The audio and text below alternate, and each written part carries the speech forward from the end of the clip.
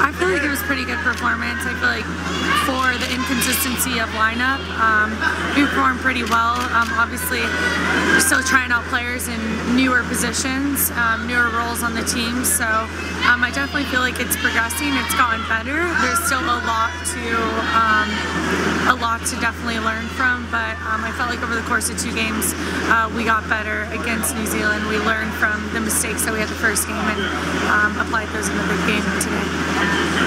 Obviously 3 goals is a pretty good production for yourself over the 2-game stretch, but generally speaking, happy with your own play over the 2 games?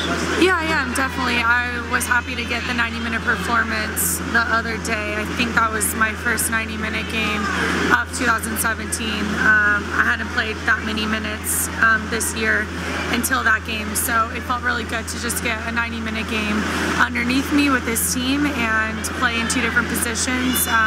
Obviously played in France out on the left winger a little bit, so Joe feels a little more comfortable playing me out there if necessary. Obviously my number 1 position is the number 9 role, but I'd say that I play pretty well with this team, and given Lindsay playing number 10 or certain different players playing around me, I felt like this team adjusted pretty well.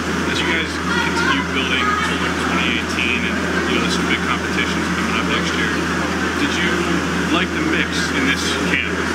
Yeah, I think there's a lot of really good energy in this camp. I felt like we definitely took strides from last camp. I felt like there was a lot of times last camp, which was a Tournament of Nations, where we didn't play our best soccer, and so I felt like everyone came in with this new tone, ready to get after it, this new type of energy. Obviously we have a lot of young players, so everyone's fighting for their spots. There's really no guaranteed spots at this point, and Jill has said that she wants players to be fighting for their roles. Obviously there's going to be, going into World Cup, there's going to be 2 players for each position, so that alone's going to be a good battle.